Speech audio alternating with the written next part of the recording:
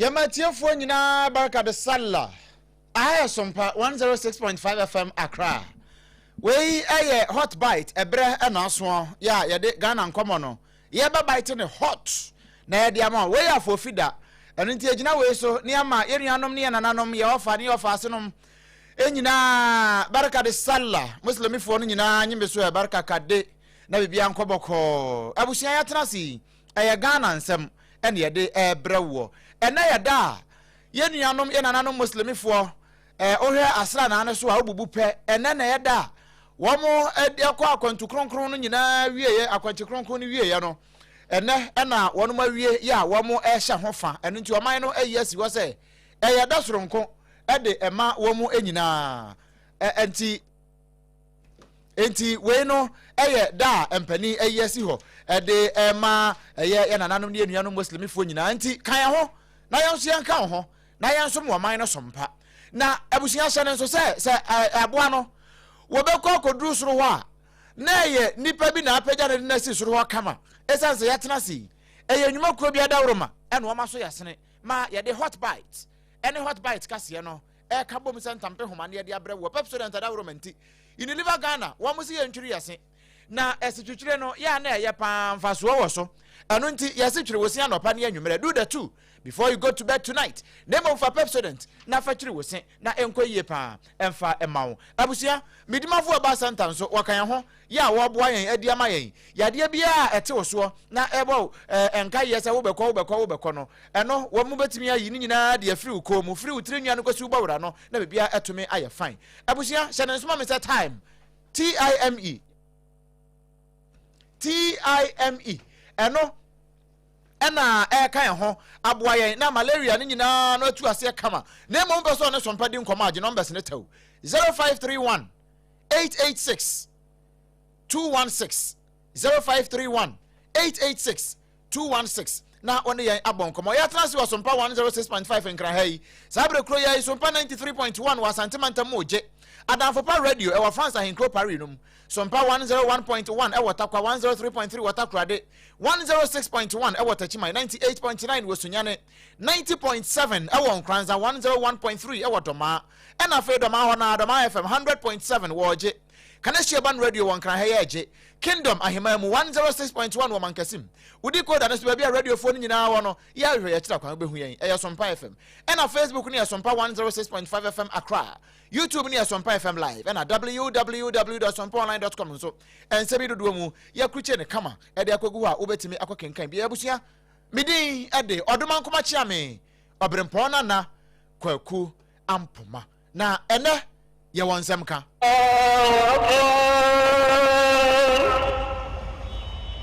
سمع الله لمن حمده ربنا ولك الله أكبر الله أكبر الله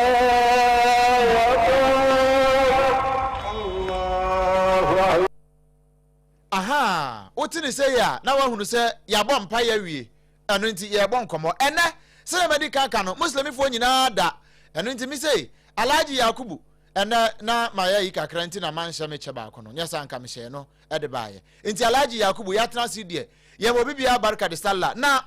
miamia nana opon checheku national and international reporter awa ahoma no so na wano ene ya friend Alhaji Mubarak enti me kwa akoma na kwa ba Alhaji akwabo Obrempong wadaruma Alhaji de ana wakosra mame wadaruma efemi Rashid antu de ya Malam Rashid you na Malam Rashid na no ponche cheku ofa nkran ha nyina free fadama ewurawura mu ko chief imam na boboa no state house ewurawura mu nyina wie ya ene aprobo no na ntwie wo mukum dodo osan emponche ena kura de ye nkumponche enwan wo mukum dodo osan ena nkonfam so se na okeka ne nyina bo mu wa ma de bo no Ghana eti o Obrempong me that say ene sanka ni se nimpon etiase a anka infisha na ni a eye ya anka sa mini ni se nimpon etwa na no mo se do yin kramuni enti no o mai nyina kramudin medino sani udi kankan no na mede eye Rashid Mohammed na enyen on tiase nti no memfa eye ya konsem pamano ani ye balakala sem enfamano bia edia wo obipon kaman temon se ni die woni se aya na nke ba sala steina anka aya edu brisi na anka yeni ma die sani tibia no amanfo chimu mi eye hu dede o montenso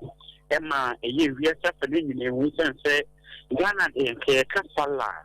anka ye nima na nietieni obrempong saladano ababisi biaya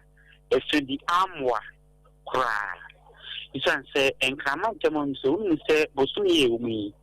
omabra eye dedeyo ntinu se obibia pese na ni jina obonyuma ontimi mwanyum se obi pese oye dedia ontimi nye dede isanse na anu matram konya won kraman temom se dia tuja chemi se this particular month no noise making yapra pa nananum epese omode pe omasundwie na omode hwe eboa ema dede yo no ebre eba femi entinka anu sendie ebedin anopewie mu sane yedi kan ereto ifoni ahwefo ani no State House ehoro mu nyamampani abidi dada yera Dr. Raja Manama Daumia obomodin kopie mu honoma ode nyanum nsem ereto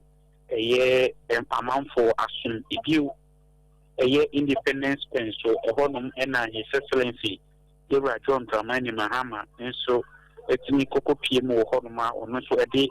nanum nsem ede etu edwa nanso ni nyina nkamfo ano afewi saladano amano ababeye egabia akwetse yena muzini foni nyina obia aboto sabi omaniji eno ma ho kekano ewo fem ebiu ibewun se ye obra no krani nyame no nie eye saladano akwakosi ebiaye bia ochina nyame adoma adwuma esanso ewo ntama omo ya ba mo adwuma ni bebre na no oma ho kekano ewo fem anka edu sala prisi na tane yi na eni no ewo mu se weenu eyo mbonya kase intino omo chiche nam innuane awohoro omo de chiche ema Ghana fo obibia nensa etimi ekadie nanso afiewe die na akwakoda anso kakra ye nuan mo gamanfo omo de omo dede no ede aba beto pronso ede che amanfo no kwani nyame no nie Tinamu for one Kramantemu, Titi Anopa, Aminina Mua, Betum Sabrino, no querying and ye, I won't can't tell them. Then should be able to say a year Abeka. I do really say now, a year Abeka, almost minimum, say Abeka, but them on the whole, and a national chief imam, not beyond a war. I want to can be a year, a year branch of Kwame Yuji. It's nibon homodi ekobo enyum ema amanfo enji kakra nanso betu sabre ye hu asanso die bia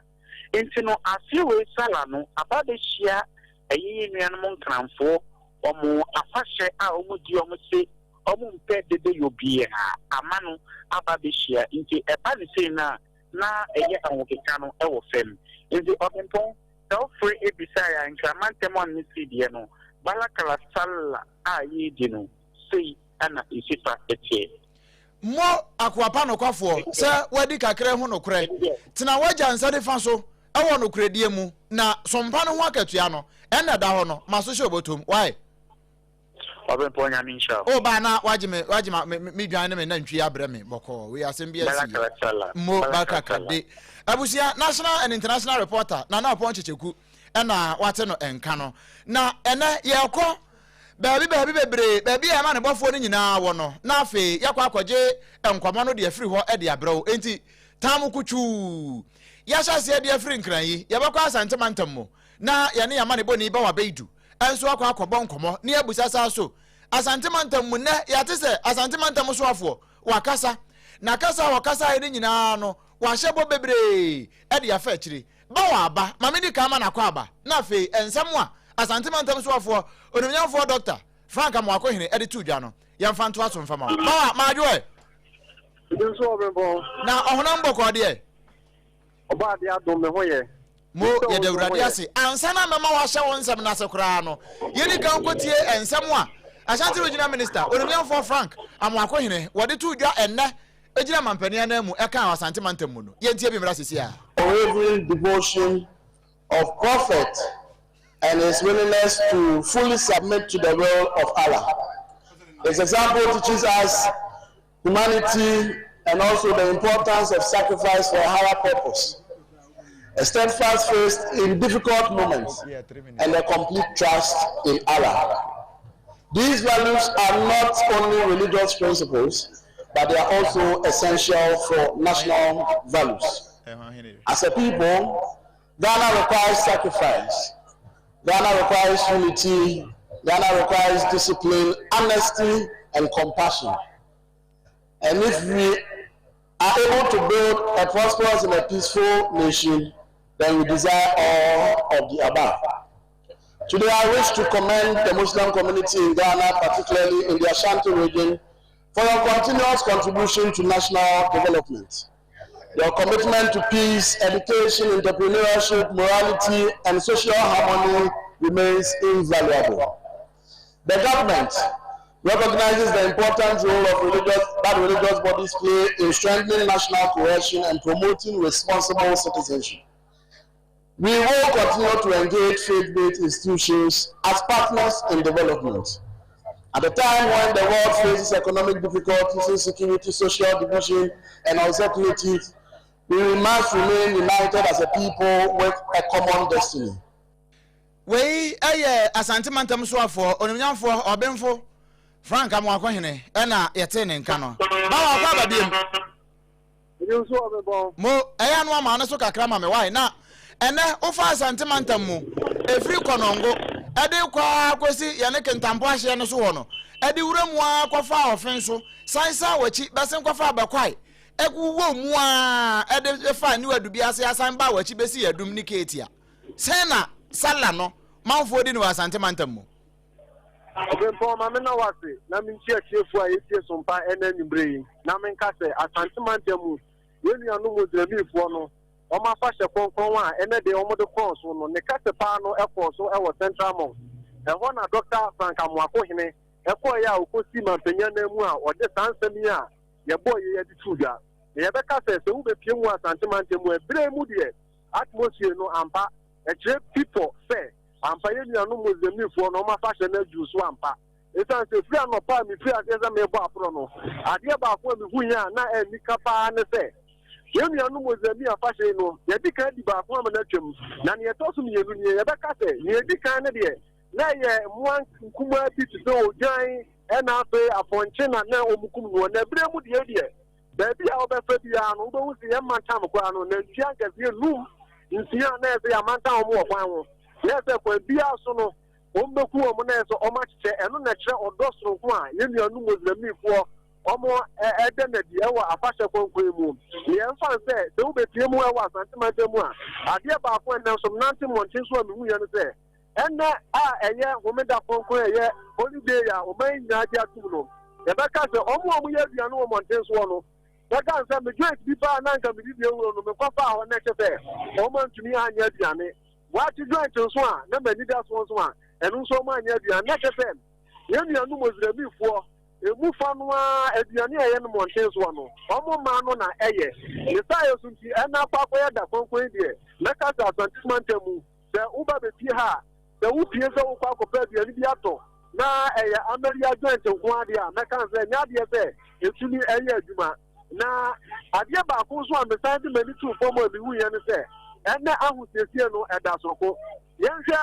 Dr. Frank Amwakohene o ya asantmantemu so afo o hwe na wo fade no a utumu se ena die da so kokra obi a owo mantam kasie mu no chese ode no ho agi sa adwuma die konkon mu na ba bia me fa e bia no nkomo omu die ne asempo mu bon da wuro ye se ye be ye koye na be nkapo mu so atumi agina brane e wo Ghana na be asantmantam afa na ba bia san se ye na nanu mozamifo sɛnea yɛne ɔmo te ɛwɔ man mu ha no asomdwie yade a ɛbra no no ɔmo bɔ ho dawuro na da bia no ɔmo tu mmabunu no fo sɛ ɛbra so sɛ wɔ sɛ yɛde yɛho bɛsi hɔ sɛ afɔre yɛte aseɛ na yɛ nananom a ɔmo de asomdwie bɔ abotire na ɔmo de asomdwie di ɔman yi a asomdwie ne yɛdi mu nyine bɛdi saa bere no yɛbɛdi ne nini ahyɛnhyɛ no so afei nso no nkabom ne adeɛ a ɛno nso ɔmo bɔ ho dawuro yie paa wɔka sɛ ɛnyɛ Dr. Frankamu Akohene nko ara na ɔkɔɔ Central Mosque hɔ mpanyinfo akuku dam a ɔmo adi mu abɔ bi nso ɛkɔ bi a ɔmo nyinaa no na ɔmo nso ɛka ɛfa asomdwie ho na miwie na mti si fam aba yi no Ashanti Regional Minister Dr. Frankamu Akohene ɛkɔɔ Central Mosque no na mansi ahodo ɛwɔ Asante Mantam nso no ɔmo nso ɛhyɛ ɔmo fa deɛ ɛsan sɛ wokɔ so ame a ɛyɛ ɔnabo Franco Wusu ansa ɔno nso ne yes madam ɔmo nyinaa nso ɛbɔ aprɔ afei maame Patricia pɛ Ankara a ɔno yɛ tijɛ kwa abe south ɔno nso gyina mu a ɔmo nyinaa hyɛ ɔmo fa ana afei mi ankasa me boss ɛyɛ ɔnabo Ibrahim Shaku atwumamponia ɔno nso gyina mu people ɔno nso ɛyɛ ɛhyɛ dwumadie no fa ɛwɔ hɔ a na kyerɛ sɛ obiara de ne ho agyim na ntia mi nya no sɛ ɛnɛ mmoa no a ɔmo sensɛn no ɛkyena paa na ɔmbɛku no dodoɔ no ɛnɛ mpo deɛ kyɛ sɛ ɛyɛ ɔdɔ adidie ne ade na ɔmo bɛyɛ na mpo ɛkyena na ɔmbɛku no na ɔmo de bɛkɔ sɔbrae nti ɛnim sɛ da sɛ bo a ɛkyena deɛ biara ne ke yɛnso yɛnsa bɛka yɛ deɛ nti ɔbɛbɔ bɛka sɛ Asante Mantam deɛ biribi akɔ so kama atmosphere no nso deɛ asomdwie na mu a obiara ɛdi nle mu sɛdeɛ ɛbɛyɛ a ɔmo afa hyɛkɛsie no ɛbɛtumi afa ntampa afira na afei deɛ asomdwie atumi aba mo yɛse me nantwie ne serɛ baako abɛdu hɔ nti yɛ no abɔmmɔden ayɛ ne ntɛm na ade amaka yɛ abrɛ me wae na sɛ bo a ɛkyena wo nsa bɛka piao bawa nyame nhyira wo na ɔma akoma pa sɛ ne ɔde ama wo yi a na yɛ adwumaden ɛsom ɔman no sompa yɛde ase so agye berɛ na wakyerɛkyerɛ neɛ ɛkɔ ɛwɔ Asante Mantam mu abusua bawa bɛidu ɛto yɛn kradi firi Asante Mantam mu ɛna ɔno nso ɔde Asante Mantam mu deɛ ɛde abrɛ yɛn no enti sɛ unya join ne wɔ Facebook ne so a ya no aba SOMPA 106.5 FM Accra Dr. Frankamu Akohene asɛ wakɔ we wakɔ Mecca ɛna waba ɛna ɛho na egu ne ti saa afata na ya wɔn tan hyɛ saa deɛ we ɛbɛ fata ne pa Dr. Frankamu Akohene no na hyɛ nso sɛ ɛbɛkɔ mfimfim Mantam mu nso ne akɔ akotie hɔ nso nkɔmɔ nea efiri hɔ de ba na mmom yɛ akɔ nyina ne yɛtwiri yɛsen ansa ne yakɔ Pepsodent cavity fighter no eno ne yede twiri yesen ye twiri na anopa ne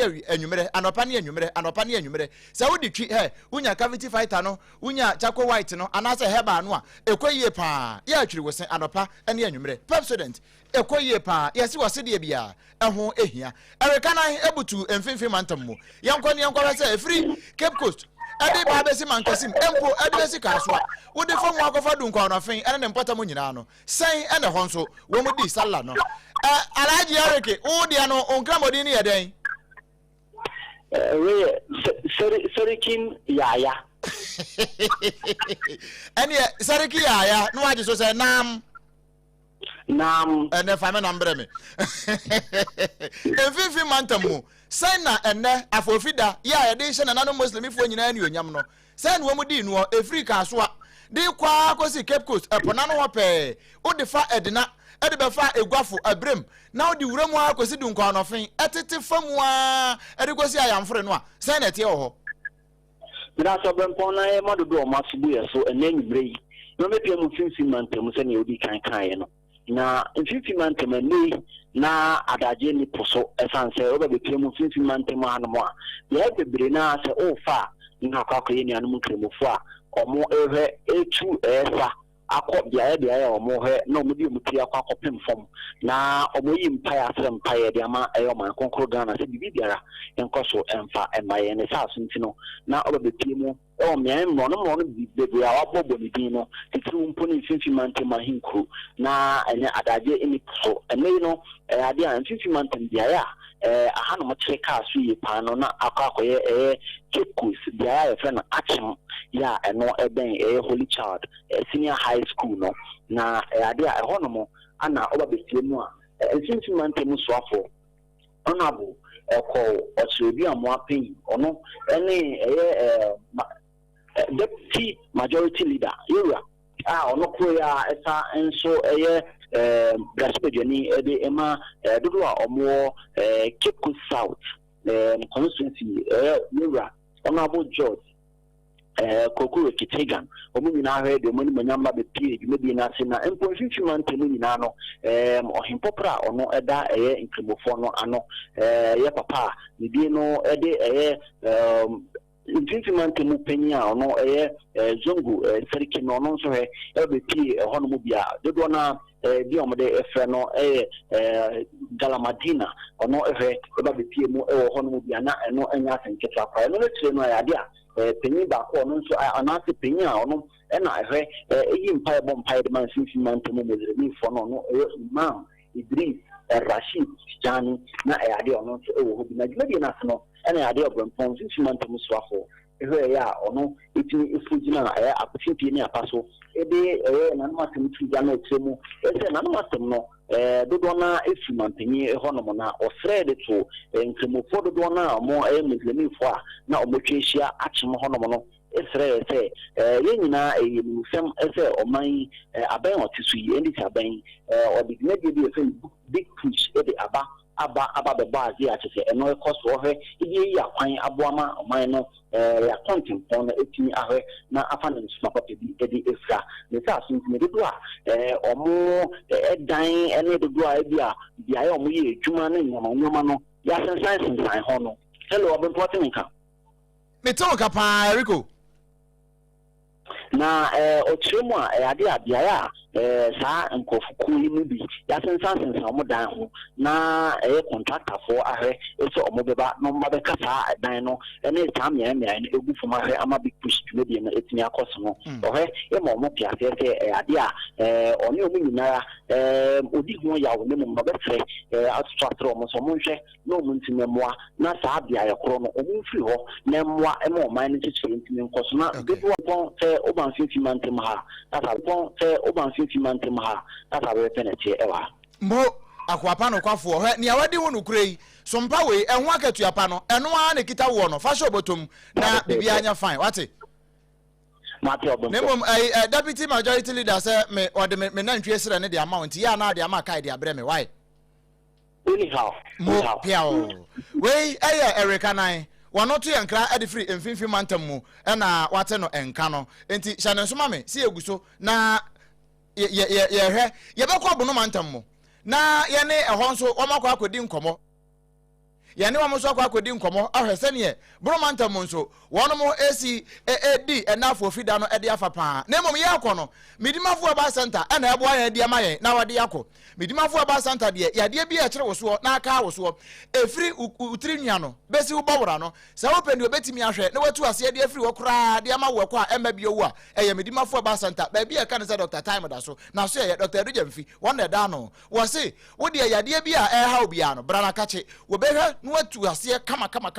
e de ama wo ekwa ema bi o fa ya de ne bra be je mpomuden na fakọ we eye midimafo aba center no ya so ye kase no ewo enkran hai poko ase mayira ho ne yebutuo se wo asante manstamu a me ba jo ha ho ma enkran ko ebuwa kwa agogo ba bia ban suku ni wono aye ne di hwani mu bia na person ne ye bonkomo je number se 0244 77 0244 774 282 0244 774 282 and 0500 727215 0500 727215 media for about center there udimafo eno ne heya yakọ mala mopambo ho wono ebutu bono mantam ne ne no akwa akobonkomo mala majo ye mala mahoma no ate ya bi ya hwe ne yanka ntumbiem because wono de wo ya mala mkase pa wono no otimi pambo na waje man edeka ho mala majo okay mala momaye bia no ohia ai ohia say ye ma no time herbal mixture malaria du papa no yemfa bi ma no ne nkwa yie pa we malaria dura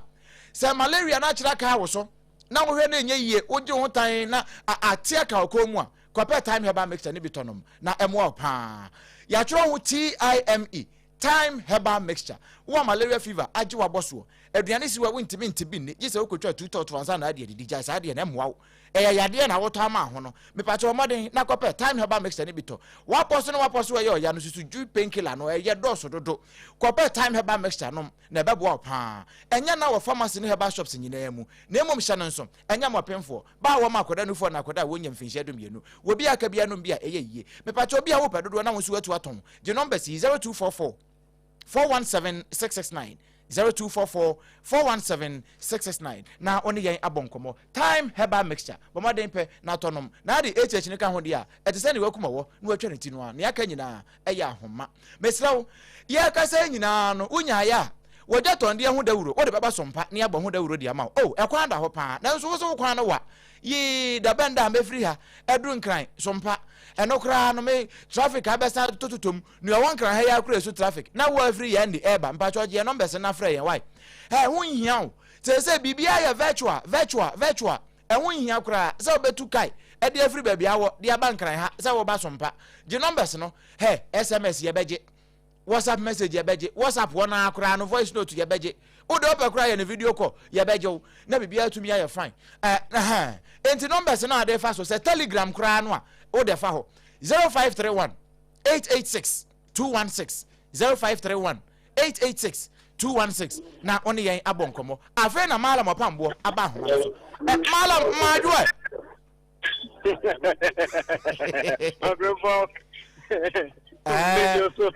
na bunu manta mo boko de yo adon me aboko ye keka ye se na ntwi amakunu ho nya ketwa alaji be ho a awe po ese kra de me central mosque ntimini se me kwa de kana be fa na mo eya fa oku fa sunya airport ho a ubenya boyan ne ba ko ho na de na agum de abre yen why mache mo ena bunu manta mu bonita mayen se na afofie da no wo mudi no fa ye na muslimifo na nkasa no nso no ne na ho ma ho fa suo ne tese na ntwe wo mtimi kum ye OBREMPONG-NANA na so de wedi kan ma tiefo nyina nya ne ntie no ene na becha so be kamusumu a eyo mo bronya kese na ena no pa no ye sorry ye na ena so ene ya fufidenti na kromu se de kromu sitie na kromu ye kam kaka esan sa no pa no ye nyanu kramufo be ko baabi baako akwa akobọ mpaye na feso omo acha ala ho asem kaka enti omo kopie mu obibi parka chief imam eji omo anim ebo mpaye na fi omo ye na ese so omo ye na anyumre be na yemu se amanfo atete anka traffic ana no pa ewo kromu no eni wona ese na traffic eba kromu enti esi kwan so na ye bisa ankamufo se ehwe de ya omo di ya ekrese kwa omo zemi so mu enti se bi OBREMPONG-NANA say no monitor no mabate tiemu o sunya central mosque mene bro regional chief imam ayaji baba sedu ono de da nkramufo sum anase nkramufo anu obro ha mene ni ba bedi nkomotaw abisa ne se ene de ehu nya be na eniama enianum nkramufo enti chief akwa baba somfati yeah kwacho ene ye ka se eye nkramufo mu bronya ye ka ne sa afitre ne se emse uje braye ya chiyanu yetudini se idili petere enono echire se akwasha adidie ewo mu yeze ya kirikom ne yeba betiti ne ya bohunja akot danyamia na danyam ada asidani ya yepo ne ya kokodidi na weisu efeni idili adha ni se akwasha YEBOAH for the room. Nti akpodbonu ne adha no. Nti na ni so no ni farba ni se ya ye na Abraham. Wonna ye ko farba ye. Bra Abraham. Osun dae kan bre nti mi bubusu. Osun dae anyankopon hwe ni se Abraham.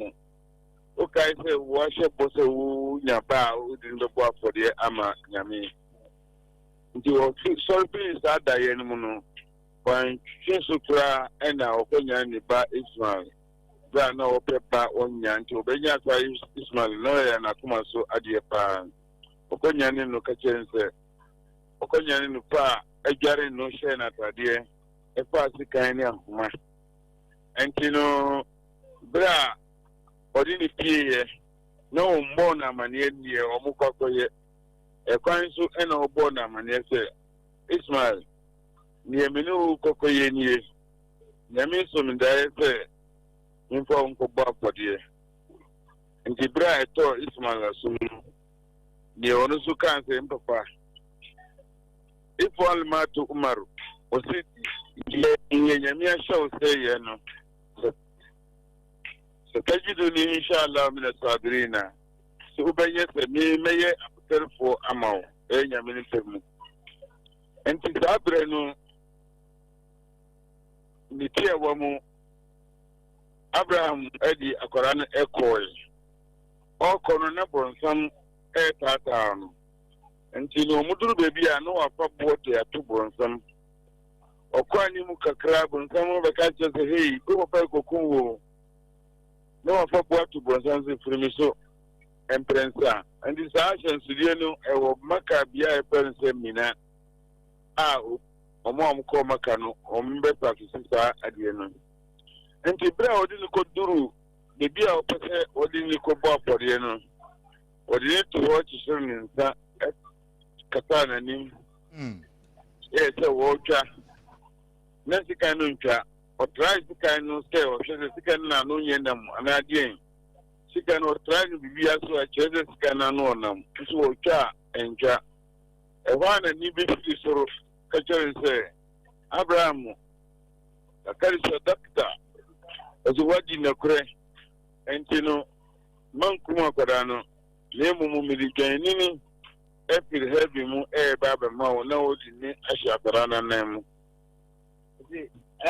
but I Obrempong na say obra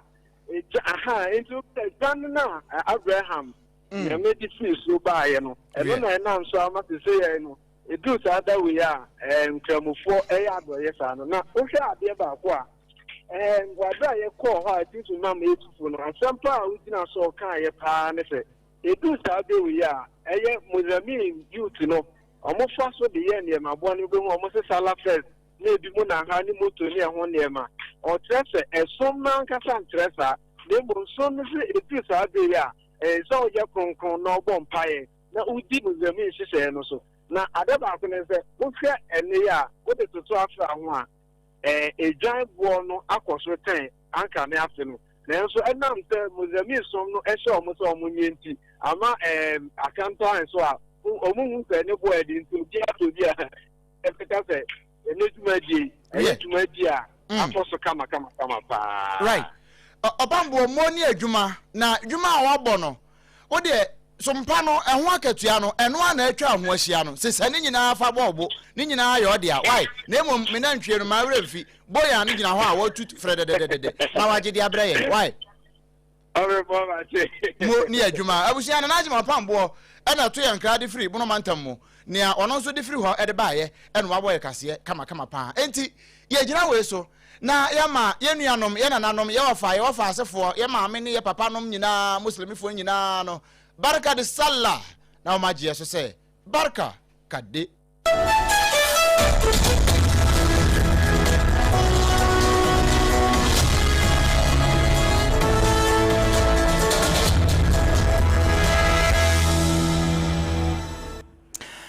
Adam life to say the Greenwich Meridian line no edapu no mwa kokosi UK ton safa penny edi so monche bra wiase nyina pa no so Facebook wo sompa na fe 106.5 FM Accra be hwe bi wo hwe no fa nkanto so to ho na fe channel nu anso onya bi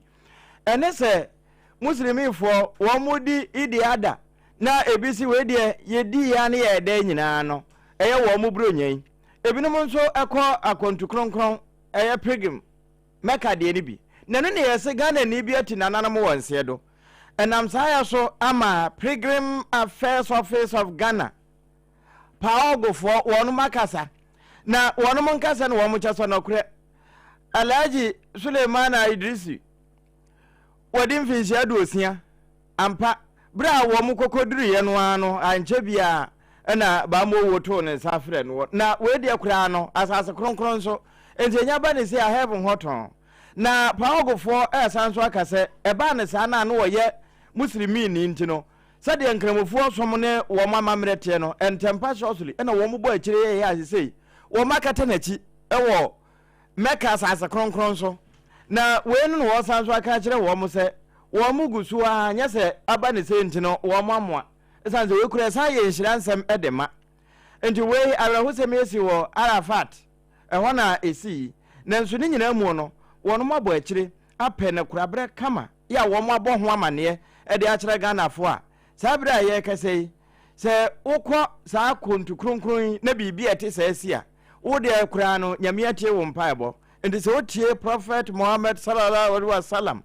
sade ne ngoma na wono ma akire no a efa program ho no se wonya kɔ na bibi sa ete sa enya sipe na kyesa wo de atemuda no wo nya fe ne ye betoto ano wo kodada wonya heaven ala nchen akwa akotena nti we ne de nya basia Director of Communication Mohammed Amin Lamte wono na sanse mi nyina na ewie no wo bo akire na wode ama sompa kase a yenso ya boso bi e de ama wo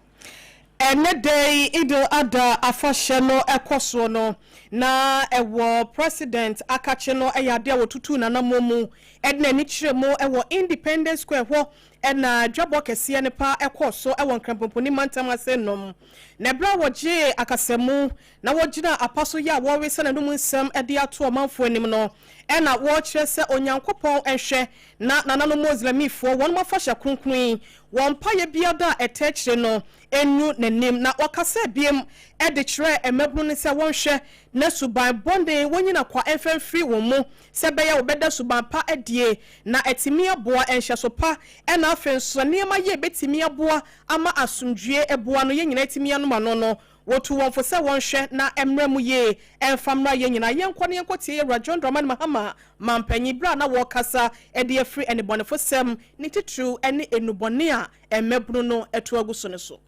As Muslims, we are guided by the teachings and examples of the Holy Prophet Muhammad, peace be upon him, whose life embodied mercy, humility, honesty, kindness, and justice. We are also blessed in Ghana to have the enduring example of our revered national chief imam, Sheikh Dr. Osman Nuhu Shaributu, whose life continues to inspire all Ghanaians through his humility, his compassion, his simplicity, his tolerance, and his peace building. Let us emulate these noble virtues in our daily lives too. I especially encourage our young people to remain disciplined, law-abiding, respectful, and responsible citizens. I urge you to also avoid drug addiction. Mampanyi kasano wasa tuwa subiem echrese eto de bia na enwumesuemu no Islamic for wonu mafade no ase ye ja wonu mu kakra na so wachesa na bayi ba ye wo bone homoden aye bia bo sebe ya Arabic teachers ahodo ye wose wonu nya edeboa Islamic adesuade ahodo no wachesa wafama komako empim sia chechefo ya wo ba beboa wose wenyina no ehye kena se wo hwe na watimi aboa sebe ya afani afanyina no enwumesuemu de se efata obia no nensa etimi aka. I'm particularly pleased with the progress we are making with development initiatives in our Zongo communities. Very soon, construction and rehabilitation of roads and other infrastructure projects will begin in several Zongo communities across the country. We are starting with the Koforidua Zongo area, the road network, and similar projects will be replicated in other Zongo communities. We are determined to improve infrastructure, sanitation, education, healthcare, and economic opportunities across all Zongos in Ghana. I'm also pleased to announce that through the Youth Employment Agency, the government has so far recruited 6,000 Arabic teachers to support Islamic education and create employment for young people. Sebeya enyuma ho akwatwe ediama emabru dodo na no esubetimi ati wendi si abanso nte no ena wo kyesa kyerefo ya wonom so no Islamic adesuade robetimi aboa no wafa empim sia fenso no wose inzongo miaya ne atena ya ne community se no wose waba behwe na empontudwuma nso no etimi afa ne ntampa ede fra wese eye mampanyi John Dramani Mahama ne day Independence Square wa brana Idil Adha afahye no ekoso ene wodane nsemi nyina di ede kireye na ufiri ho na adwa ne kyerem ewosunya Jubilee Park ho na nanso adagye ni poso kra upiemu ho na mrasebe dwani a wogina ma adehye wo Sunya East onuyamfo Said Mubarak ene One man for the warning na kodi kasubum awan patam ho na enumu ana wo ka kire on se ehun hia pa se he we are muslimini wo pra somdue edema ba bia wo patam ende ade ya number 1 priority ehun hia afei ye ne ye ho ye nkeka mmom ne empra somdue wo hia ba bia wo bia gina wo kasa bia ya asomdue enu nti ehun hia so on be kan asomdue ho asem. Okay, thank you Allah for this day. What our Holy Prophet Muhammad sallallahu alaihi wasallam told us that when we have ourselves in this facility, what we need to say more, say Allah is the greatest, Allah is the greatest, Allah is the greatest, Allah is the greatest. Because this day was a day that Abraham was going to sacrifice only son Ismail for Allah. Because Allah not interested in human blood, he replaced the son Ismail with the sheep. So that is why when we are in this facility, you will see Muslims slaughtering animals from camel, cow, sheep, and the rest. So today is a joyful day. Thanks to our Almighty Allah. I think today now. We Onyam for Said Mubarak. Ana wakasa ye. Wo we okra no. Ana wase. Titru pane yampatamo. Yamwa na zongo no. Titru pane ho no. Yama hu ni die ho nsem. Enko yie pa.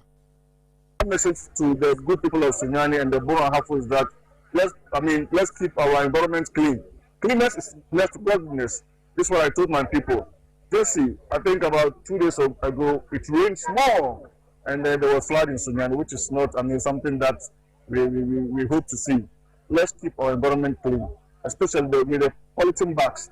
Let's dispose them. And I'm just pleading to the store owners, if somebody comes to buy something from you, don't encourage the person by giving the person polythene bag.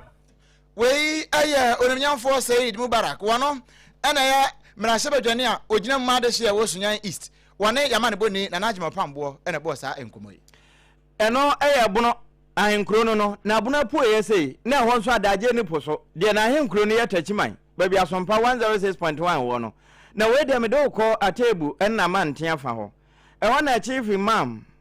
al-sana fo no ana al-suna fo al-jamaa fo no wo mo asan na meken e wa atebu imam al-asali makati won edi wo manim na bra womo bompa ye nyina asem tini ye se asomdwe afi enkambomu ebebo ama man kyekere akoso no wono mo hyeda boy hu dwa wa Anglican Primary School Park wa tebu eho na womo ko boss ampa kronkron edema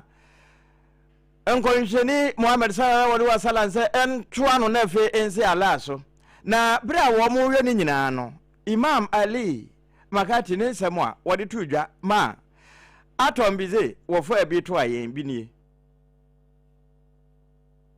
ya kiyaye ya kare ɗansa inda ɗanka ke tafiya ka sani inda yake dawowa ka sani hatta wanda ke karantar da ɗanka ya kamata ka sani yana da muhimmanci domin wurin karantarwa ana iya a juya hankale shi sannan abokanai kana ya juya hankale shi wannan shine abin da ke neman ya bata duniya yanzu idan kowa ya kiyaye ɗansa kowa ya kare ɗansa kasa inda ɗanka ke tafiya da inda yake dawowa to insha Allah an samu sauki cikin shaye-shayen nan idan ka samu sauki cikin shaye-shaye insha Allah ya za su zama ƴaƴa na gari su zama manyan gari nan gaba insha Allah ne imamu yakani sai obesere obibiyara ya mofrani shewonso yenhwe se akwada no hwan ne na danfo ane ya wokro satra modo wi eni na sifo no imam se mfantom enyim wom ebesew emra wanyini aduru mpempenso bi anka se obeboa wo aboa family Ghana man eni atebuman no now the nubone ase ni nyina eno eye Imam Ali Makatia na sampesua no de woye mrasebadwani ma wo mo eye onumonyamfo sanja nanja na wone de na desre ene man wo chese wo besrada titru ene abambofo wo mpotem ho wo mo no mo asade be na asumdue mapa ebetwiniti e wa tebu ne na afa wo mo yebide na nso bia ka akiri na say and some can say etutu ye wa atebu ebi ya am robbery and then ye TV da kra yan kan bi shima and the issue of murder in wo bidinya matai among for ya but obi eni me amike e say police for no yo mo afom bi na that we pa sani we aniwo hunu enye eno na yakopon police for anamo mutu no ye be bon pa ye say yakopon be mo nim de kan ya o metumi ya yan hwehwemu amayan ni papoti almost encounter murder in the Ambrobia, AIG crew, no, apostle, and also much agreement. Against a crowd, near suspect, meaning no more person, young coupon, police, security forces, name, and no white cream, no more cream, at Tusa, Bonino, Asi Ewo, your constituency, Nakupon, ever show more than so. Mo, way, mrasha badwane o wa table amanten onumiamfo sanja nenja no owie no wo se wono mo etwi moto wo besrada na ebi ye one tie na wo de tie se de wo sika no Ebinimu di edasi omeni so omono nruboni. Ebinimu ekombi besrese enede ino mo mane nye nruboni no. Na wonu se sa nyama no so omono mana charge o mobiri. Besrese nebu na we yaman tem mo di. Enka yetwini adanse so mo di eba enniama se ya omo di yetwitwa ma omo. Na enkanka enne aye the bonda kesisi no. Besre yambebunu no. Anigi no so a omejin so munji no. Eni so ani da hokama. Enne yekase na be ho se motorbikes ya bi ebe na esi video adaga automotive no wakam ni 3 bize atom atebu wono na sanse bi nyina wotoma na yen yada subutu emponu ide na anwemu a na ye gro na obofo ne de nam ho aposo ne afasha kese ya nanano muslimifo edie no ehon semwa na yada su ejiremu dwumadie no bi edwabo ekoso Emma enam so abai krachipen yo no ewa hafo no southwest mesimu asante mantemo ne potemo ena wono so bi ko so kodru asie kasa ye na wono de afutuo ena ode ma emebunu no watche se dimpo weni ya na eye edison ahunya enu ntine pepi na no mozlemi fom rante kwa emeburu ya wasisuo no eya na edinbone no ebatabata won hododo enu to abakoto asre wonum sada roma wonhwe na enede wonfa so na efri na ekro no womesuban pa ya ekasa ede eya rehemu ne enmonyampa ebre mozlemi esom no enedi ewo wonum abrabom ensam dodo na no ene woka eso yeso ene idi ada ena yeselgeti but mena side ya fi na yesonkona na you Ghana man pini ebe mi guru settled money and I will say asem wo hwa ya na nokura na yetietie ase abo kokokon edrobe jonso ya trema ye rani monyamfo Abubakar Sadiq ono ena ya ban crash panyi ewo afo no southwest mensimo asante mantemo eno kasa ye eno achinso no bra wo betena adwaso se mensi crash no yesi asansa fade a wode kirenti no enwuma ahodo modem ahodo ya wabo no wose otumre na wa kiresie no ho so ensenkaye no sei eno wode tu dwafaye yeah, Osha and the message on Gabon say Obia Empire now Mutamachi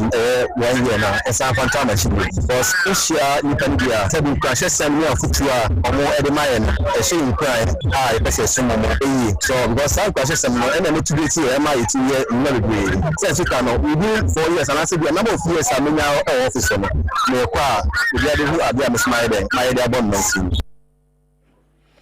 Ano disemu a etwegu ye eye Messi crutch ya wono ewa afo no southwest mesimu asante mantemo monyafo Abubakar Sadiq na yenu ya bema Ebenezer Owusu ansa ya woto enkra asante mantemo de mai nada Roma ena namne saso a yensa kansemi bi na eho eye afo no southwest southeast wono a eho na onimnyafo Ibrahim Yamba Nelson wowo na wono so ebowura mu ede ensem ne bi atudwa na wo ekura de omkobo edwa no awadu jama enede ya anu no so ka ede atoso a chese no kure wo bi aprasumdie enu nti ye na nanu muslimifo ebo empire ya wo mo asumdie empire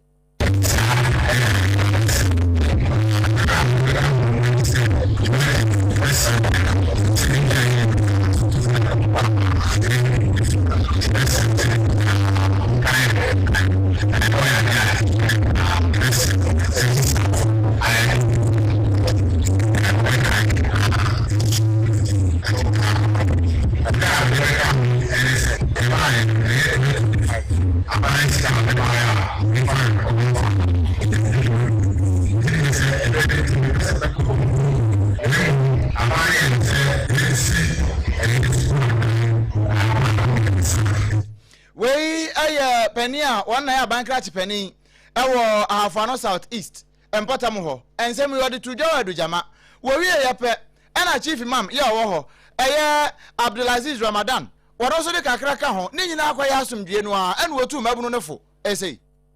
asimdue o asimdue ni ha biara ntimi nkofo wo kramani asimdue wo online no ana wo kwan asim wo nyanko asimdue ni ha kandi ni shia se de shia ye so that Bompaye, Abanyasi, Eddie, to win the war, and let me know when she are Bompaye, as long as I think you know,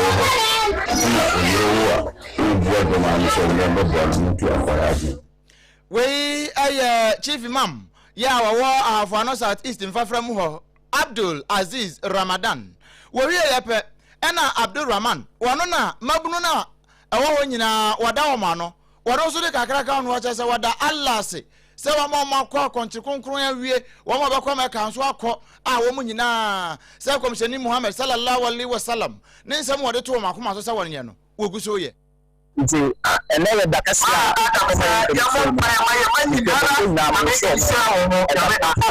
ene isira afia ayo sonko isira sika aduma nyama ewota ama obi fira ekofiri wa kwa sema obi fira akofiri empere isira ebi sika ko na bisia oya manda fufa me no nyina nama afisa se na nyina ye ba ya sa ko sa wodi ya emra no dia obi be bompa ya wa we Abdul Rahman wano ena ye mabunu na wa afa no South East no wada homo ano na manebo nyina no ye manebo ni Ebenezer owusu ansa ena chichire nyina atoma na yen e won kran na saa de wo mo ye affordable na Ghana for ya adwene nko bibi so won say Ghana for won mo South Africa mbase ye ho aden eba adwuma yetimi ye adwuma na eni ho de ya patam kura ka ho esanje hu sika ye wi na ye de amane fie ye mfa nya japade o South Africa ma mutu sa na tede a obia nko ne krom ene na wo mo de xenophobic attack wo mo biri mamamfo ama Zimbabwe fo ade hye kura ka ho Somalia, Ethiopia, Malawi wonu mu nyina ka ho nenso Ghana fo no ye de na ase agi din pa agi obese ade hye ne ka bie alata de kura no wo mo nka ne kase na sabra manuguso yi no nipadom a abane yesa obekwa akofa wo maba no wo maba bedu na wo mbeduru ye no Ethiopia Airlines wo mbesi na ye ma wo makwa aba na emu na ye wura kuje to ablokwa so afa wo he abrochire ho nsem so wonya adaje ekasa esa asem wo esi ye no anamode wo motu bi papa e wo South Africa mamu ho ankakra wo motimi aboa adehye ya no edu wo maba beduru a obi ahungunso ngunsa na de wo mo ye ansa wo ba no o kan bi. The President has made. We have met and discussed a 5-item package that everybody will be entitled to. We want to show the world that we cherish our nationals. Our citizens matter to us. You are not refugees. You are not some destitutes. Ghana is not some war zone where we cannot take care of our own. Ghana is a place to be. And that's why many foreigners are trooping to Ghana. If I show you the passenger numbers and the number of foreigners who come to Ghana on a daily basis, they always feel at home. And so, as you know, you are always going to be welcome in Ghana. We will accept you as royals. As we say in Ghana. Enti yamawono makwaba ya jemu abia say adehye eno na ate say yewro kuja trouble akwa aka na soafo abadi akire wura chikwesen odi na chipe no ya wo ma hyehyɛ wo mo Jesus reflective jacket kama eno ye bra wo mba beduri yewro mu ewo mrahye bedwam saudai mrahye bedwane yewro no monya for Roxin nursing da fiama kwo no so akasa wa bra no ne ensentrefo enya enhyiamudie mpu nimpu na no ena wo kyerese wo hwe na nsenya edom kuma ya wonom ewo mrahye bedwam no asa wonom agi wonom ho mena wo gi won ho ntren ha ena wo keka ensemu a eye atrosemu a ene no krese propaganda no ena wo de egu abai we say enimu ase ni nyina da enisa enche ye abai we say ba so no kane abai ya etwem no 11 eya de ana wogie na edisi abai ba ye no waba betwem ayi ede afiri wo ema enurada ye bom kase esa minority no wonom echese asa abai no wayi 11 ede afiri wo de na so no kwan bi so no asa wo safa smuggling we kwati kwan bi asai ede agege Ghana fosika ya eye kwan kro na so eno wo ensemu enkyeremu ye esi ase no ene se na nsen yanda enkyeye ena MTN Ghana fo ede betu dwase se wo sika ewo umomo wallet so na bia wo transfer de akọ bank account mu a wɔnom bɛte 0.75% ya bɛsɛ sika no 5 cedis ɛde afiri mu na ɛno ɛna yɛwura Nelson ɛkyerɛ sɛ ɛno ɛna kyerɛ sɛ ɛyɛ dɔm kuma no wɔnom agyina so a wɔn de asɛm no ɛkɔ akɔhyɛ aban kɔ wɔsenya aban ɛna se wɔtie na mmom ɛyɛ MTN Ghana for ɛna de sense deɛ no ɛbaayɛ na po ne nyina mu no Bank of Ghana ya wɔnom ɛhwɛ sikasɛm ɛntoto yɛ so ɛwɔ my Ghana mu asɛ no mu no yɛka sɛ ya wɔnom de tabo no ato saa esusudeɛ ya MTN Ghana for ɛde baayɛ no so ɛno te sɛ dɔm koma no mu pa asɛm bi aka ɛde agu aban a wɔte adwa so a wɔnom pɛ foforɔ na sɛ bi a MTN for yɛ no ɛyɛ ankorankora adwuma wɔnom ɛna de wɔn adwuma no wɔn aka asɛm bi sɛ wɔde nhyehyɛeɛ ɛba na sɛ wɔn kasa aban a wɔte so ɛna ɛde ba deɛ a ada black anya deɛ a wɔgye tum saa ɛyɛ yɛ wɔde mu nkyerɛmu yɛ esi aseɛ ɛde nsɛm ato dwa sɛ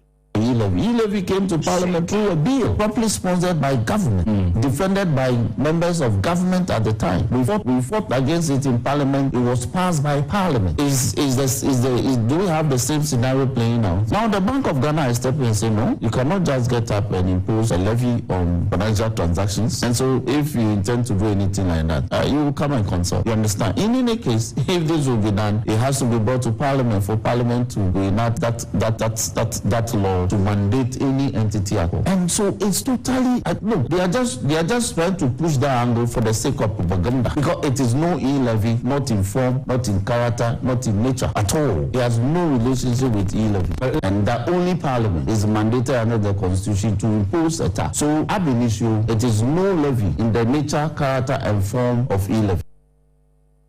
Wey mrashebedwene ya wojine mu mrashebedwem edima deshe ya one more Saturday abato empesua so yewen munya for Roxen Nelson da fiamapo abaya ni suade hu se yen ankasa ye be refine ya wayire ni bi wa ha inti crude no anka we wo de free FPS so kwa me nkroma no so a nanka tem oil refinery for wo mo age no ma ye ni nyina kama anu ye benya gas wom ye benya diesel ni anya petrol ni aka no gasoline no ni anya bi wom ye benya anya cresin ATK ani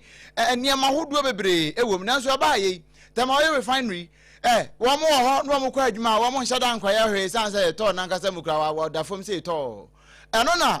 abaya san edisika foforo de awura mu a sabre me ne wo kasa ya wo monya 1 million barrels of bonga crude oil a chese ebekoye pan de ma na we na wo ship no a ya tro ho MT Cap Felix no eno na wo mo de egu mu de baaye na eno na mpanifo chese we ya bai wo mo no partners I from say Fujera and say Triangle Commodity Trading TCT4 ena wo mo no makwa partnership a won beso wo mo boa e ma tama refinery no etimi jan na so ye pan no nti wo mo akwa akoto 1 million barrels of bonga oil bonga crude oil no e de abra won so wo mo nye na wei wo mo nane a wo de ahwe ye benya LP gas bi na no ne ye short wa ha ya ni ye nene na mo a ye nya bi ye benya bi afiri mu ene ye number 1 ye benya petrol enti petrol buo no definitely e bi abakwa fam kakra afei ye benya diesel yankasa Cresin, ATK, any fuel oil and gas for domestic and regional markets. I bet you can be a common on it.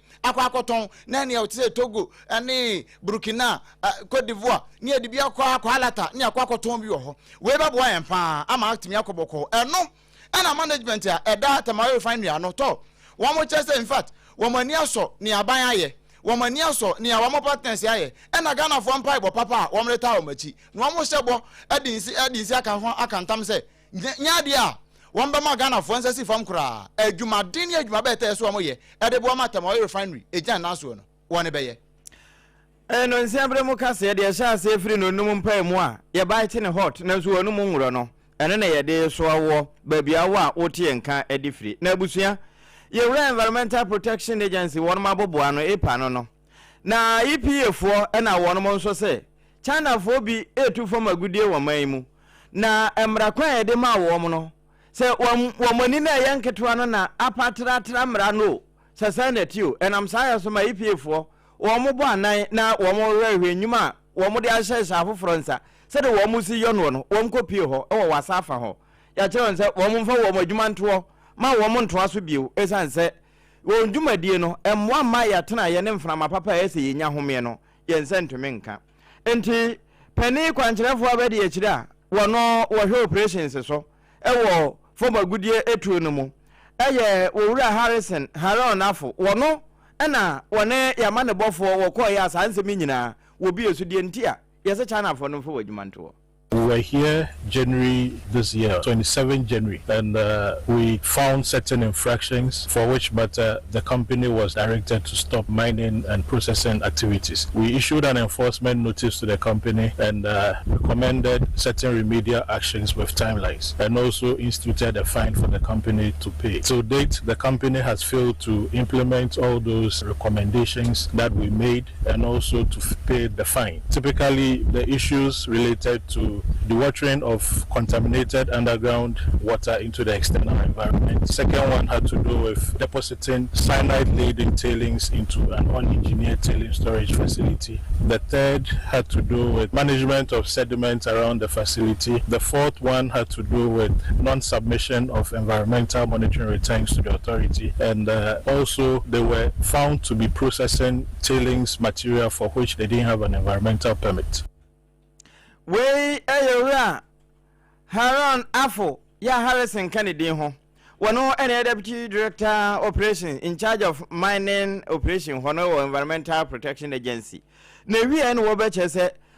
bosumi na edikan bronya bosumi no ye diwi bosumi foforo ya afeforo bosumi ne da to so do nson wo mo bo anan na sabre no sei wo mo kobo wo mo kokko e chere se kwa wo mfa so di wonjuma no wo mo mfa emra kwan a EPA di ama wo mo no wo mu nie no so na nso se kasa na wo mo kan no na wo mo ante ase so wo mo wiam so ja wo mo na wo mo afa wo mo mra so eni ntina wo mo sa shut down no. The company was directed to rectify these infractions within 1 to 3 months, but as we speak, the timelines has elapsed. We are here again today, and we still find them operating in that same manner, for which we ask them to put in some remedial actions. We are going to direct them to stop deposition of tailings into their tailing storage facility. That means that the process plant has to be shut down with immediate effect. They also have been directed to stop the underground dewatering, so the underground dewatering pumps too have to be shut down. And we would write to them again. I think this company is becoming recalcitrant. They just don't want to obey the rules and regulations that pertain to mining and environment in Ghana. Although it's a company which has an environmental permit, but they've just decided not to comply with the conditions of the environmental permit. We a deputy director in charge of mining operations at the Environmental Protection Agency headquarters, Yura Harrison, Haron Afo. Yetwa ensem no so ede amamo eto de bia se de trusam no esi akano nimdie ya meman eniente no eya na woyira na ewiase obi nim soso a eya na obi ekire ni nyina da ene se enyumakuo mienu bi ya de dikan no eye Ghana Investment Promotion Center NFA eye Transparency International Ghana wanom aka wontia pamo se entampe homa ato kese ama ye kase waye nkyerɛkyerɛ dwumadie de ama nsɛntwerɛfo bɛsɛ aduanan ya ne nyinaa ne sɛ ɛkwan ya na aban no fa so ɛma investment krampo no wotimi de ne ho ɛhyɛm bia na se wɔno no wotimi ɛtwe nkɔfo ɛma wɔnom ɛbɛhyɛmu ɛno akyi krampo no sɛ aban no enyaye ne sɛ wi a ɛho nsɛnkaye ɛne ho ntotoye ne nyinaa no wɔse mpempi na ne ya na Ghana fo ya yira ɛwɔ emu adesuade kakrante no ɛno ne botaye titrunti a wogina so a wɔyɛ nkyerɛkyerɛ dwumadie ɛma nsɛntwerɛfoɔ sɛ wɔnom ɛnkɔ na ensɛmpa ne nimdie ya wɔn aba abɛgye no wɔnom kɔbɔ ho dawuro sɛ bɛyɛ atemamufoɔ ɛnso bɛnya emu ɛntiaseɛ ya esi aseɛ na dwumadie no ase no ɛna owura ya efrɛ ne sɛ Benedict Do wano ene panyi kwankyerɛfoɔ ya wɔda sikasɛm ene ne ntoto ya no ɛwɔ Transparency International wɔsan ɛyɛ lead coordinator ɛdema adwuma no na ɛno ɛna wɔde ensɛm ɛto dwa no wɔka sɛ wɔwɔgidie ɛne awrɛhyɛmu papa sɛ ensɛntwerɛfoɔ ya wɔbɛgye nimdie wɔkɔ no wɔde bɛkɔ akɔyɛ adwuma sɛneɛ sɛ na ɛfata na timi aboa ama ɛtɔ da bi a adwene mu kɛseneyɛ ya na ɛwɔ Ghanafoɔ bi afa ɛfa aban ɛne investment ho ɛne ne promotion ho no wɔnom etimi atiaseɛ ɛwɔ adwemu fan kwan so. also GIPC Act na niama foreigners on your Ghanaians no and to me and di hujuma sebia obey hockey no nam street so to niama obey petty trading emrano emma ho kwan sebia foreigner obey saloon ni sa niama ni nyina emrano emma ho kwan GIPC Act no emma ho kwan nti senior meeting no call say bia a journalist and who obi a foreigner na oyes aniama na ho kwan so to be report ma GIPC na GIPC etu one mo addresses our challenges in na Yero Benedict ne kasa no echi no na panyi kwankyerɛ for Metro Deputy Director ya wasan Asante Mantam panyi kwankyerɛ for ya wada Ghana Investment Promotion Campaign no Yero Mike ya Ochre wano so kasa ya edibita to ya wo kyerɛkyerɛ sɛ ebreya ya kasa no eto da bia ya wade nyina ho kwan na so nyina na safata yɛ sɛ obi kofiri mu kwani anase ofiri ban foforo so na wobepiem ewo my Ghana hasenu mu a enye adwuma Ghana fo nyina anase dodo na aye no na wobetimi aye bi na enye wono mo den se bia wobi a wanfa kwan paso woni ho kwan so obeye adwuma bi anase obebie adwuma bi no wonom ebesan akwakotom wode nsem bi esafo a we say so say pese yenyanim de efa GIPC ye law a ye use na ye de ebo businesses combine pese yenya ho ne mde na ye hwe se omo business ne mu nso samra na ebo business combine wo Ghana omo di ni nyina so omo ni so a amene se ye nyina ye beka ye ho abom na yetumi ahwe se samra na wo Ghana no Bia challenges there and also when we come in first one is say Ghana Investment Promotion Center I'm not HSA will be about Ghana abeye adwuma no Asante Matemo panyi kwankyerɛ for ya wonoda Ghana Investment Promotion Campaign no Yero Mike ya Ochre na no disem na eto dwai yama ne bofo Kwame Redu na da Roma na ne nsa so yensa eka nsemi bi ye to akasia no so na nsan na nam social media no so sa school feeding caterers no won mo ya adwuma ba bo so me ne ohoni wan sidi kura ya mfa ma wo mo won mo anu anuane won mo nyina che say aban sika so de ma mo nyina no on fa ma wo na kai me ne wo eno na national coordinator e de ma Ghana school feeding program no AGYA fate fogo wode atu je che say nya no kure we nyina won mo kan nyina na ebo stem kan huro do hura dasem na wonya abotra eno so mpaka se ya chensem ni sei any agitations from them. I haven't received any report from them. Whatever it is just a mere speculation. I don't deal with speculation. If they have an issue, they have an office to report to. We have regional offices across the country, all 16 regions. If you are in a particular region and you have a problem, you know whom to talk to. We have zonal coordinators who reach out to them every now and then. So if any one of them has a concern, I don't see why they cannot address it properly, but rather to go on the street and say they want to demonstrate. I don't know what they were agitating for, because for me, I believe that whoever has an issue as a caterer, if properly channeled through the right system. So what problem be a fafa kwampano so baby a kwampano that atempo no a fakofa so na nya hom ye ma okra we national coordinator edma Ghana school feeding program AGYA fate fogo na wona so mpaka kase e bo sa enkomo yi serious eno no na abusua we bia ye kan no mentally e kan ho esanse wo modi idi adai eno na nam so ama atebu amanten municipality ho eno so mpanimfo kasa se na no asem bi esi wo ho no wono mo mfa nche bibia o na we na owura Musa ena e kasa yi wono ye ka mental health na we panimpa wo mpotem ho Musa Yusuf no wo beche se wono de saa idi adai amanfo edie nkramofo edie no na futo ye tia wape se emabunu no ye wo man yi da ache enti wo mo da ache ne ekura wo mo ahoden ma wo mo mfa nkono no mo niema bi achena wo mbenyina wie no na ase nipadua no na fe adwena anka wo mbadwena ma wo ya kɔ nanim no na retrogress na de yinti no. Mental health is one of the key aspects of health. Municipal. The key conditions are dominate the first one is epilepsy. Second one is drug addiction among the youth, especially ranging from the ages of 15 to 35. These are the key age group abuse drugs in the bar. Sometimes manage will engage will find out a DNA drug addicts. Sometimes the answers of women are very funny. Most of them will say, oh, Madame for being a catcher and say what they say abuse drugs. so sexual performance and leading into it. I was starting on for 1 later now I 2 now I 3 once that for bit me abuse as many. There was a time I KCB tramadol or no makumaku 40, that is the 100 milligram. I could do say for 30 I was in the Bema intimate sorry reason there no chasing girl be wasting so much money until no person watching mensen and since we be addicted a problem. Na yewura musa wie no wa mananso ho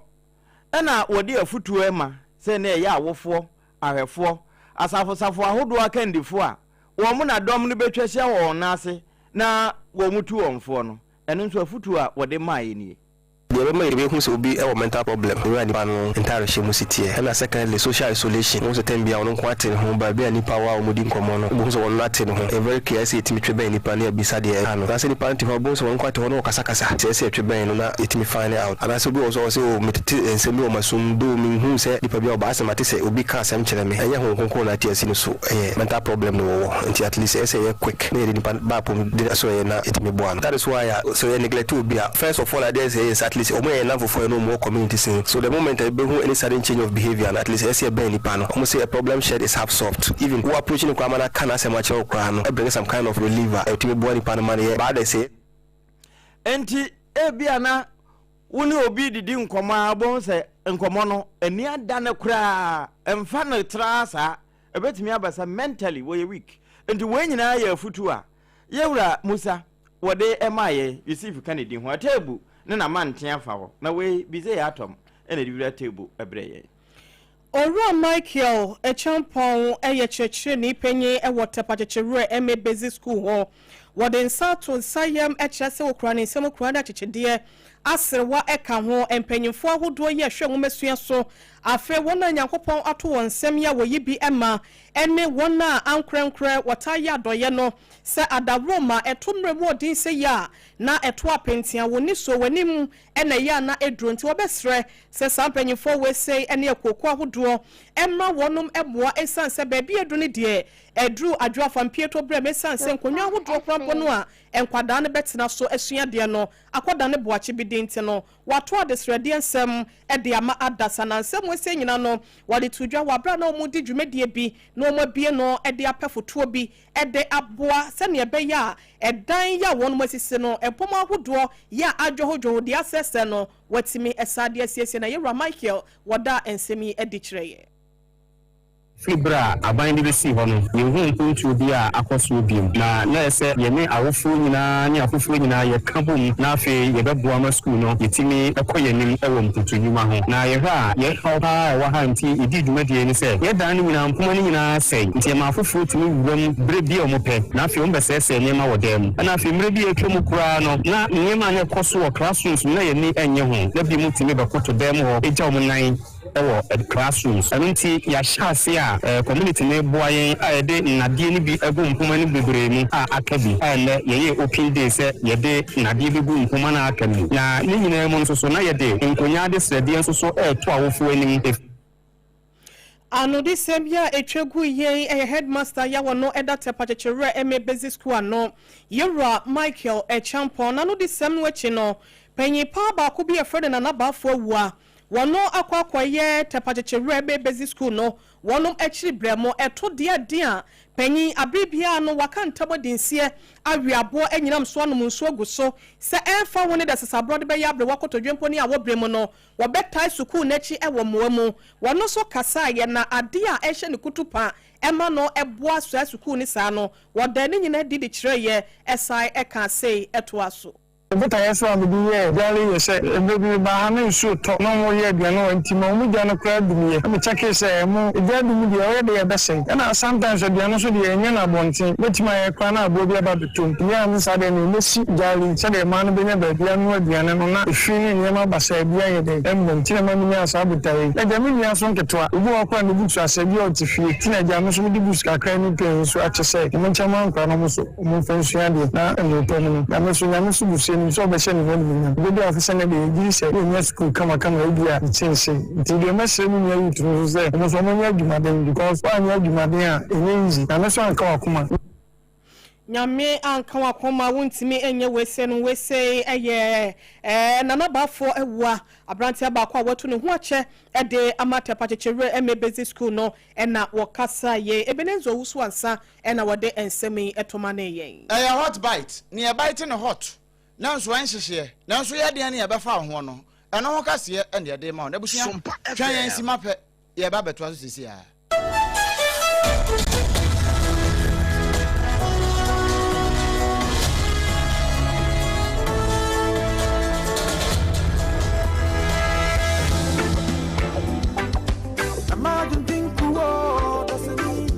Dr. Tamu Dasunio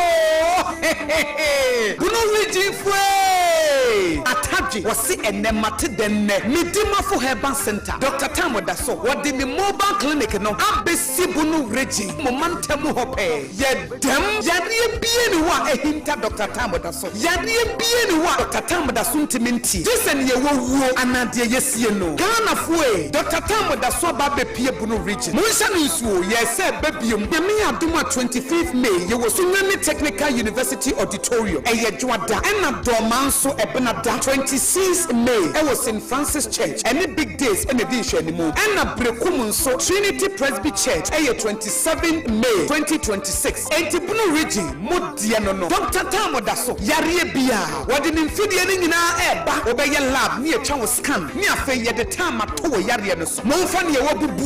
when near Fra Ukoto J Sisi Yarie pressure HIV Yarie Bia Fabra na Dr. Tamu Daso Edu Blue Region die na eye Ariare Sankwa Enti Femidima for Herbal Center and 0244 774 282 and 0500 727215 Dr. Dujemfi Amaya Resa Aye easy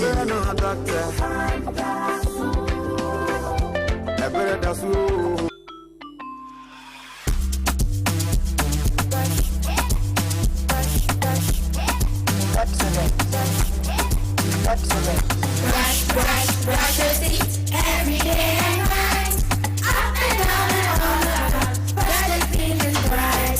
Brush your teeth. Brush with mom and dad. Underneath and in between. Brush the germs away. Pepsodent, cavity protection. This advert is FDA approved.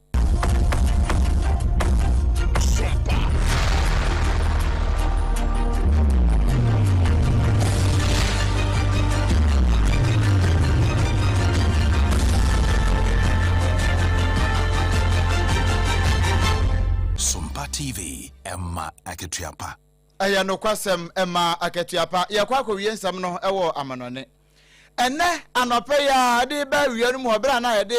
dumienu kase ne bra wo no ena email ne soye gidigidi ye kohwe ya na Israel fo ena etoto amane wono mo a ewo Hezbollah se fo ne hye ne so no ewo Lebanon enu wo mo ka kire om titiri pan ne ba bi e fro se tai wo mo ka kire om se wo mo so ne firi ho obi a ntwe ne ho no mba ba ya de ho na anu am fafa bebre no akrampo edefiri ho awie ya ye midday news ni wie ya no apam wafa Benjamin Nantachi Netanyahu woto yankra so wakose ho ene ase wakose he ose bia amka so mo nso mfiri ho no ho anam kose ye wafa na ba ye sei ekura me no kase Lebanese media fo no wo mo ato amane yen sei upiem wo Eastern Beka Valley ena afen so ne mpotam ho a nipa 9 ena awuo ewo ho anya asem kuma ewo kro bia friends chukan ena ne batie eho ena wo mo ato bomb na kokum krofo sa enti sabiri ya yakasa die ukopiem wo tire no Hezbollah se foi wo mo ne tire wasa mfimfi ho pa dia eyese kumo sani akwa ne bo nyom no kumo eja na so ho den ya enya asem kuma we nyina mu no Benjamin Netanyahu a kire say woman ba tra mo nkwa ba mu pa edi drones edi awurawura ba bia Hezbollah fo kwhye bo ase kram di drone be wura bo na ase edi akwhye o ma se say pese won be ne nam Lebanon ho kra ebio sabre Iran fo nso guso a boaboa wo ho America fo nso boa wo ho nanso womo dikai aka America fo to ne dikai no womo se we nyina ceasefire agreement no America fo amu so ye no so akoya abro ho sempa wo ho a ye gina we so ne de kase ne nyina de aba na wiye Pepsodent eka ye ho esom yen ma ye de kase ebre wo medimafo aba sentence so kan ho bie na time herbal mixture so mpa ye client service number no 0531 886 216 0531 886 216. Well, just on the whole Runyan, or Frenia, Bibia Abaya fine. Sompa 106.5 FM Sunye, Sabre Croya, Sompa 93.1 UTA, Adam Fopa Radio, our France in Clo Parinum, Sompa 101.1, our Takwa 103.3, our Takrade, 106.1, our Tachima 98.9 Wusunyane, 90.7, our Kranza, and a 101.3, and no our Doma FM 100.9, one also Achikasi, Kanesia Band Radio, our Kanesia Yaya, also Fakasi, come on. Atwapete ahima mu kingdom 106.1 ewo mankasim ya no so je kase abusia Facebook no Sompa 106.5 FM Accra and YouTube no Sompa FM live www.sompaonline.com so ensamo awoti ye ne dodo mu yakrucha nya da kogu ho a ubetimi akwakenkan bie enuanu ma ye besom wo na St. Augustine adaworoma de ko Facebook ne so na Bretuba ono so bobo voices nyina ma ye nkama no me Alhaji Yakubu Odomankoma chiame OBREMPONG-NANA KWAKU AMPOMAH meni Alhaji Abubare triple mai APPIAH APAM DADAA ena fe OHENEYERE MAAME YEBOAH ASIAMAH bronya abrewati adamu nyina mo ase amamomo enitie ne hwa ekudonto dwumedie nkaye no eto aso abawakwem